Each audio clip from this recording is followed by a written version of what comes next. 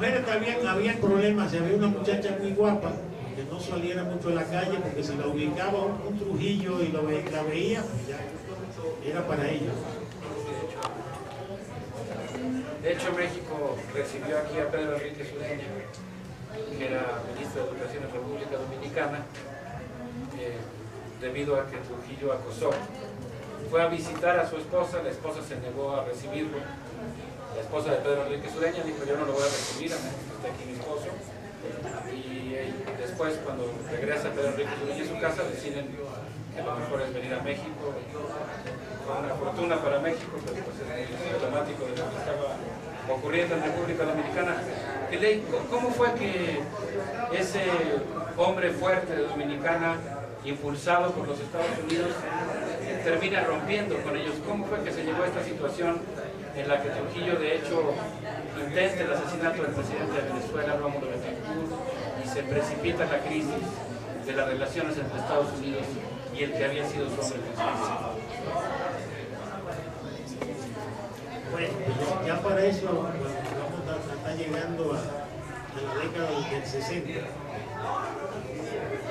Ahí, un poquito, yo diría que en 1959 ustedes saben que triunfa la Revolución Cubana, y eso abre un parteaguas muy importante, porque ofrece una alternativa diferente de cómo organizar la sociedad.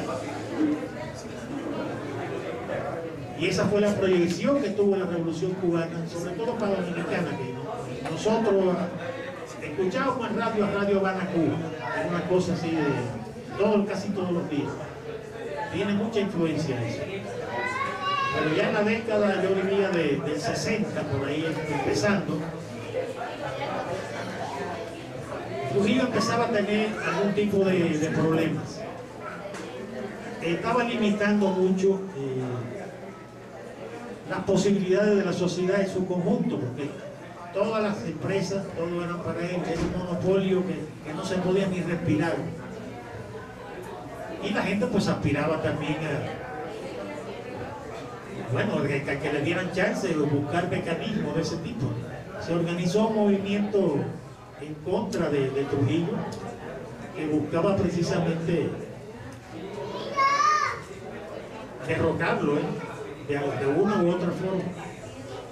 Pero primero, con el triunfo de la Revolución Cubana, 1959, hay varios compañeros que lucharon en Cuba y eran comandantes. No soy un comandante, el que llevó el barquito que partió de México para allá, era dominicano. El que llevó el grande, ese fue comandante de la Revolución Cubana, Ramón Emilio Mejía Pichinillo. Ese después lo mataba después de la guerra, en el 65 allá. Estaban los hermanos Ramos Peguero, que habían participado en la lucha de la Revolución Cubana, y el capitán Enrique Jiménez Moya. Desde Cuba parte una invasión para Dominicana en 1959, y duran 2 meses peleando en el monte. Y lamentablemente fracasa esta operación y la mayoría pues son muertos o hechos prisioneros algunos. De ahí viene el nombre. Esa fue una invasión que fue el 14 de junio del 59, y la gente hablaba, por lo menos a nivel de los círculos más pequeños, de qué había pasado en la sociedad, porque era un secreto, como un rum a voces, rumores que se decía: oye, hay una invasión, hay problema en el país. Lamentablemente, Trujillo pues se da cuenta de esta situación y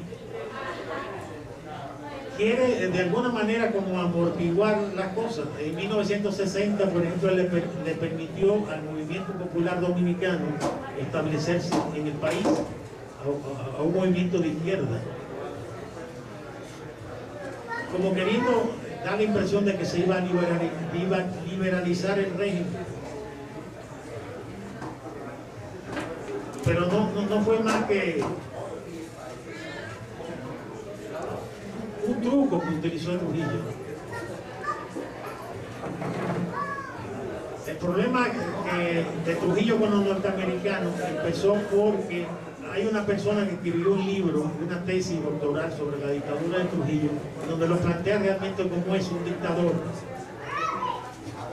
Y esa persona se retiró a vivir a Estados Unidos. ¿Y qué hizo Trujillo? Trujillo lo que hizo fue que montó un operativo secreto, agarró un avión, fue a Estados Unidos, agarró a ese señor que llamaba Vasco Jesús de Galinde, un profesor español, pero con ciudadanía de Estados Unidos, lo secuestró y se lo llevó a Dominicana y allá lo fusiló.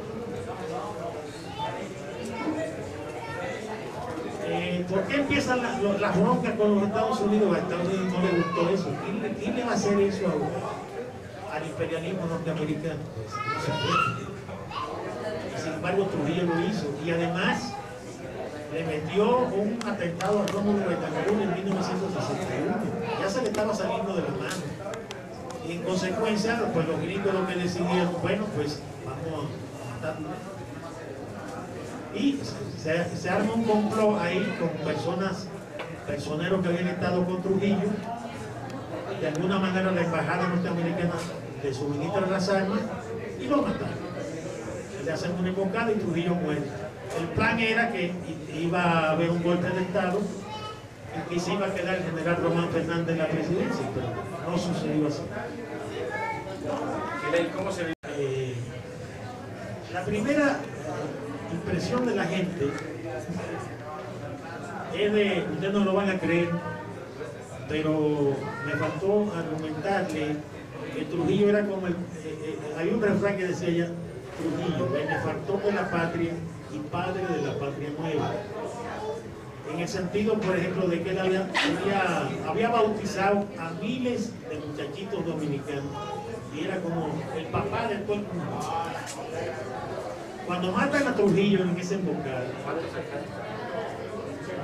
varios miles, por no decir 1 millón o algo así. Como se puede decir, como que cada dominicano era familiar o hijo de él. Así lo manejaban. Cuando a Trujillo lo mataron, las primeras muestras que hay son de lágrimas, de llanto, de dolor, de tristeza. Hay mucho miedo, porque nadie sabía qué es lo que iba a pasar en esa sociedad en ese momento. Desapareciendo esa figura del jefe, era una cosa espeluznante. Yo sí me recuerdo, por ejemplo, a nivel mío, yo veía la gente en la calle llorando.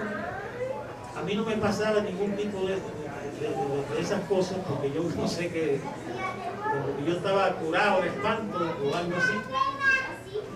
Pero sí, después, las manifestaciones son de otro tipo. La gente ya se volcó en las calles, en manifestaciones con gente armada con palos, con piedras, con cuchillos, con cadenas, rompiendo todas las imágenes de Trujillo en la calle, las estatuas, se volcaron contra eso. Por eso que quería decir que significaba el odio reprimido durante mucho tiempo, porque Trujillo había humillado a casi media humanidad allá en el país y no había manera de canalizarlo. Solamente se da la coyuntura y la gente empieza así. Luego ya se va agarrado un canal más social, en el sentido de que los estudiantes empiezan a organizarse. Ahí se funda la Federación de Estudiantes Dominicanos en la universidad en 1961. Se funda la Asociación Dominicana de Abogados también en el 61, la Asociación de Ingenieros.